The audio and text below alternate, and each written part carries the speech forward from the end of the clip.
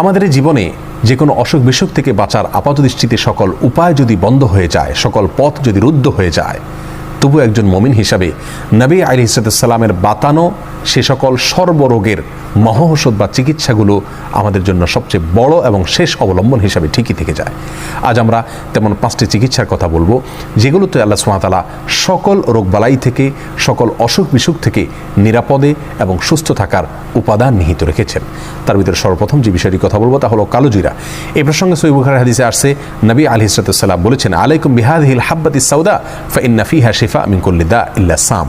অর্থাৎ কালোজিরা, আল্লাহ সুবহানাহু ওয়া তাআলা এর ভেতরে মৃত্যু ছাড়া পৃথিবীর অন্য সকল রোগের প্রতিষেধক রেখেছেন, সকল রোগের ঔষধ রেখেছেন, চিকিৎসা রেখেছেন।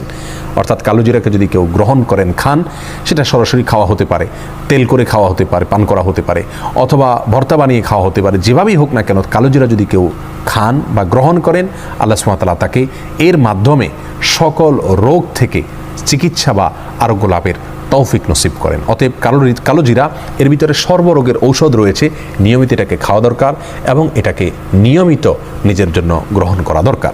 দ্বিতীয়ত যে চিকিৎসার কথা তিনি বলেছেন তা হলো মধু।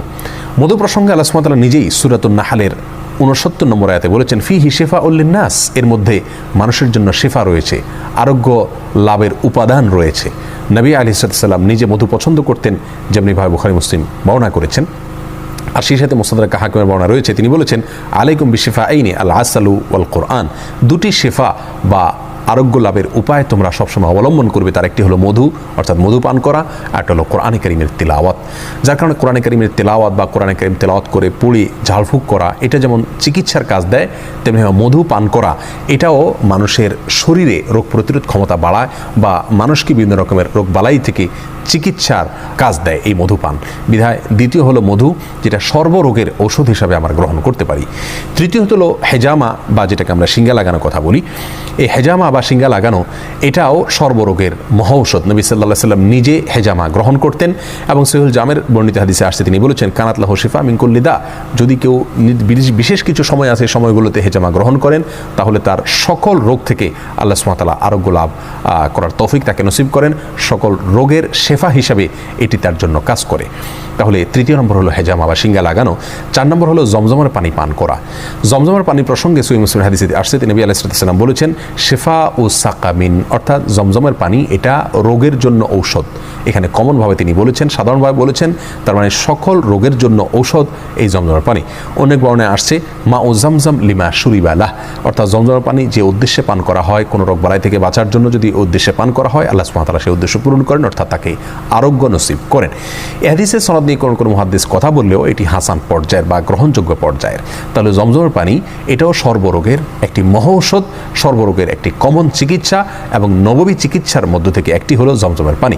আমি ব্যক্তিগতভাবে এমন কয়েকজন লোককে চিনি যাদের বিভিন্ন দুরারোগ্য ব্যাধি ছিল এবং সে সমস্ত ব্যাধি থেকে আত্মরক্ষার জন্য, চিকিৎসার জন্য তারা পৃথিবীর যত চিকিৎসা হতে পারে তার সবগুলো তারা গ্রহণ করেছেন, কিন্তু সকল চিকিৎসাই ব্যর্থ হয়েছে। এমত পর্যায়ে তারা জমজমের পানিকে নিয়মিত পান করেছেন, আল্লাহ সুবহানাহু ওয়া তাআলা তাদেরকে অলৌকিকভাবে সুস্থতার নেয়ামত নসিব করেছেন। অতএব জমজমের পানি এটাও সর্বরোগের একটি কমন মহৌষধ। 5 নম্বর হলো আজোয়া খেজুর। আজোয়া এক প্রকারের খেজুর বিশেষ। এই বিশেষ প্রকৃতির খেজুর একটু দাম বেশি। এই খেজুর প্রসঙ্গে সহিহ বুখারীর হাদিসে আসছে, নবী আলাইহিস সালাম বলেছেন, কেউ যদি প্রতিদিন সকালবেলা 7টি আজোয়া খেজুর খায়, ওই দিনে মৃত্যু ছাড়া অন্য কোনো রোগ তার কোনো ক্ষতি করতে পারে না। অতএব আজোয়া খেজুরও এর মধ্যেও প্রতিষেধক রয়েছে, চিকিৎসা রয়েছে সর্বরোগের, যে কোনো রোগের। প্রিয় দর্শক, আবারও এক নজর আমরা জানি, 1 নম্বর হলো কালোজিরা, 2 নম্বর হলো মধু, 3 নম্বর হলো শিঙ্গা লাগানো, 4 নম্বর হলো জমজমের পানি পান করা, আর 5 নম্বর হলো আজোয়া খেজুর খাওয়া। এর প্রত্যেকটার ভেতরেই আল্লাহ সুবহানাহু ওয়া তাআলা অলৌকিকভাবে চিকিৎসা রেখেছেন, আল্লাহ সুবহানাহু ওয়া তাআলা আরোগ্য লাভের উপাদান রেখেছেন। বিধায় যে কোনো দুরারোগ্য ব্যাধি থেকে বাঁচার জন্য অথবা আত্মরক্ষার জন্য, চিকিৎসার জন্য, আরোগ্য লাভের জন্য আমরা এই উপায়গুলো অবলম্বন করলে আল্লাহ সুবহানাহু ওয়া তাআলা আমাদেরকে রক্ষা করবেন এবং হেফাজত রাখবেন। সেই সাথে আমরা নবী আলাইহিস সালামের বাতানো বিভিন্ন দোয়া এগুলো আমরা অবলম্বন করতে পারি। বিসমিল্লাহিল্লাযী লা ইয়াদুররু মা ইসমিহি, সকাল সন্ধ্যা 3 বার, আরও যে সমস্ত দোয়া আছে সেগুলো পাঠ করা। সেই সাথে সূরা ফাতিহা, এটা সকল রোগের জন্য কমন একটা অলৌকিক চিকিৎসা।